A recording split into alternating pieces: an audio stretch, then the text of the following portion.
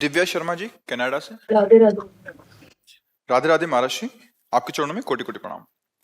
प्रभु जी, बचपन से माता पिता की प्रेरणा से नाम जप की थोड़ी प्रेरणा मिलती रही है, लेकिन विदेश जाने के बाद मन में बहुत सी अशांति आई जिससे नाम जप में इतना नहीं हो पाता। तो जैसे आप कहते हैं अभ्यास करने से नाम जप होने लगेगा और मन को हरा पाएगा, लेकिन जैसे हम जितना भी जन्म लेते हैं हमारी आत्मा वही रहती है, क्या हमारा मन भी वही रहता है? क्या इतने जन्मों से हमारा मन बदलाव हो रहा है? पूरा सूक्ष्म शरीर, पूरा कारण शरीर आत्म तत्व के साथ बार बार जन्म बार बार मरण लेता है। ये केवल पांच भौतिक तन बदलता है, जो ऊपरी ढांचा है ये केवल बदलता है। अभी तक ना तो मन बदलने वाली साधना हुई है, ना भी भगवदानंद की स्फूर्ति आज तक नहीं हुई है, और सब कुछ हो चुका है। आप दैवी भोग भोग चुके, मानसिक भोग भोग चुके, तिर्यक योनि के भोग भोग चुके, अभी भगवदानंद का बिंदु भी नहीं मिला है। अब ये जन्म अगर भगवदानंद के लिए अभ्यास किया जाए तो इस जन्म में मुझे प्राप्त हो सकता है। संकेत है कि हमें मनुष्य देह मिला, हमें साधु संग मिला, नाम का परिचय मिला, महिमा सुनी, कुछ नाम जब शुरू हुआ, अब हमको निरंतरता में लाने के लिए अभ्यास करने की जरूरत है। अगर हमारा अभ्यास पुष्ट हो जाए तो किसी भी देश में जाए हमारा स्वभाव थोड़ी बदल जाएगा।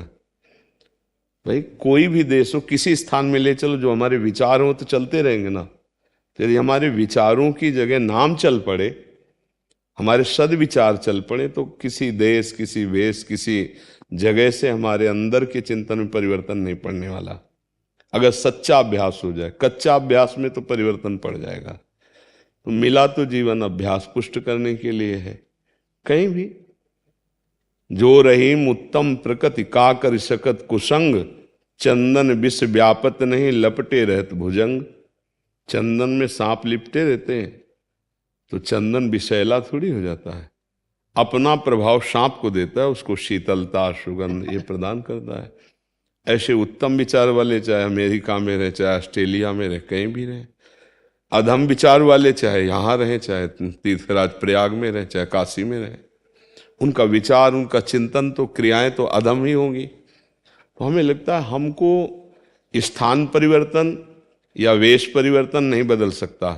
जैसे अब सब कुछ छोड़ देना चाहिए, चलो बाबा जी बन जाते हैं, छोड़ दिया। क्या छोड़ा? एक घर छोड़ दिया, घर के सदस्यों को छोड़ दिया, लेकिन शरीर का राग और शरीर की वासनाएं, इनके छोड़ने से भगवत प्राप्ति होती है। फिर आगे बढ़े तो शरीर राग, जब हम अच्छा अच्छा खाने का अभ्यास है तो खाने का अभ्यास हुआ। फिर अन्य इंद्रियां जिनको भोगने का अभ्यास हो, अपना अभ्यास लिए हुए हैं, तो काम आवरण करके उसके ज्ञान को ढके हुए वो देह भाव से है। अब चाहे जहां घूमे कुछ हाथ नहीं लगना है। अगर आप विवेक पूर्वक जहां हो वहीं समझ जाओ तो आप वहीं महात्मा हो जाओगे, आप वहीं भगवत प्राप्त हो जाओगे। नाम जब चल रहा, सत्संग सुनने को मिल रहा है, इससे बड़ी बात कुछ नहीं हो सकती। मन तो चंचल सबनते या को कौन उपाय, तो बोले साधन को हरिभजन है कै सत्संग सहाय।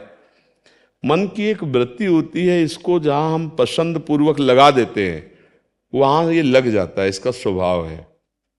कई बार हमने उदाहरण में दिया कि हमने फिल्म देखने का अभ्यास नहीं किया है, रुचि मान ली हमारे। कौन सी लगी? बोले अमुक लगी है। कौन अभिनेता है? बोले अमुक है। चलो यार देखते हैं। हमने रुचि की, केवल अभ्यास नहीं हुआ।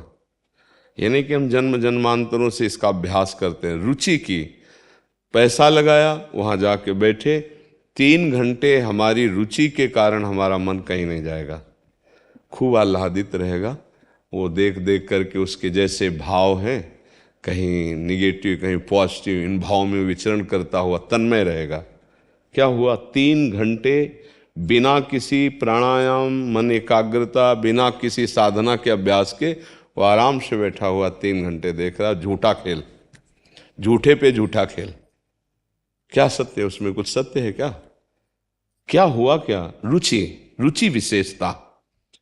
अब हम नाम जब करते हैं, लेकिन सही माने में ना नाम का महत्व हमारे अंदर है ना रुचि है, इसलिए एक पराया काम सा हो रहा है। और रुचि हो जाए तो इसकी जरूरत नहीं है, श्वास श्वास में चिंतन होता है। गोस्वामी जी ने भजन वृत्ति को कैसे मांगा? बोले कामी ही नारी प्यारी जिमी, लोभी जिम प्रिय दाम, तिमि रघुनाथ निरंतर, प्रिय लागहु मुहि राम। प्रभु ऐसे प्यारे रखो। जैसे कामी पुरुष प्रतिपल बिना किसी चेष्टा के कामनी का चिंतन करता है, अपनी कामना पूर्ति का, जैसे लोभी पुरुष धन का चिंतन करता है, हे नाथ हे प्रभु, ऐसे मेरी वृत्ति सदैव आप में लगी रहे। भजन का मतलब होता है वृत्ति का, और वृत्ति वही जाती जहाँ रुचि होती, जहाँ प्रियता होती, जहाँ महत्व होता है। रुचि प्रियता महत्व शरीर में है, भोगों में है, संसार में है, धन में है, मान सम्मान में है। नाम में कैसे लग पावे? नाम तो एक सुनी सुनाई बात लग रही, कोई रुचि तो नहीं। अब जैसे जिन संतों की, जिन भक्तों की रुचि है, तो तद विस्मरणेन परम व्याकुल तेति। अगर आधे पल के लिए भी विस्मरण होने लगे तो प्राण निकलने जैसा कष्ट होने लगेगा, क्योंकि रुचि हो गई, आसक्ति हो गई। हम आसक्ति कहाँ की है? शरीर में, भोगों में, संसार में। पर अब ये जोरदार का अभ्यास भजन का करो, तब इससे हटेगा मन, तब शांत हो जाएगा। ये मन मन मन बार बार कर रहे हैं, ये कुछ नहीं कर सकता आपके सपोर्ट के बिना। आपने उसे ढील दे रखी है, आप ही उसे कड़ा शासन में लाओ, अभी ठीक हो जाएगा। पर जहां आप शासन में लाना चाहते हो, वो जलाना शुरू करता है, आप फिर उसी के हो जाते हो, क्योंकि जलन बर्दाश्त करने की सामर्थ्य नहीं रह गई। उसके सलाह के अनुसार हम भोग भोगते रहे, अब उसकी सलाह न मानकर शास्त्रों की बात मानेंगे तो जलाना शुरू करेगा। तो सहत सहत बाढ़े भगति गृह तन गुरु हितगार। जो गुरुदेव की आज्ञा से सहना सीख गए वही महात्मा हो गए। भगवान कपिल देव जी ने महात्मा का पहला लक्षण वर्णन किया है, तितिक्षवहा, फिर कारुणिकाहा, सुहृदा सर्वभूता। जो सहनशील, महान सहनशील, सर्दी गर्मी बरसात, मान अपमान, दुख सुख लाभ हानि, ये सब बाहरी, और अंदर की काम क्रोध आदि की अग्नियां, अंदर जो मन व्यथा कर रहा है उसको जो सह गया वही महात्मा। यम ही न व्यथ्यन्ते ते पुरुषम पुरुषर्षभ, सम दुखा सुखाधीरम स्वमृतत्वाय कल्पते। जो इस व्यथा से व्यथित ना होकर सह जाता है वही महात्मा परम पद को प्राप्त होता है। चाहे स्त्री शरीर हो चाहे पुरुष शरीर हो, भगवान का अंश वही है, पंचभूत शरीर वही है, केवल भेद है तो इस पर्दे का भेद है कि स्त्री शरीर का पर्दा, पुरुष शरीर का पर्दा, कुछ नहीं। उसी धातु का शरीर बना है जिस धातु के सब जीव चराचर बने, और वही अंश है जो चींटी में, वही आप में, वही देवता में, वही ब्रह्मा में। अंश में कोई फर्क नहीं है, अंश भगवान का वही है। खूब नाम जप करने का अभ्यास करे तो मन शांत हो जाएगा और सत्संग सुनता रहे। अब जन्म जन्मांतर का अभ्यास विषयों का पढ़ा रहा है तो अब कैसे? अब अभी थोड़ी 4 दिन में हो जाएगा। ये मन और ये स्वभाव और भगवद अंश जीव वो बराबर जन्म मरण वो साथ ही होता है। केवल 5 भौतिक शरीर छूटता है और कुछ नहीं, सारा प्रपंच साथ ही जाता है, स्वभाव साथ ही जाता है।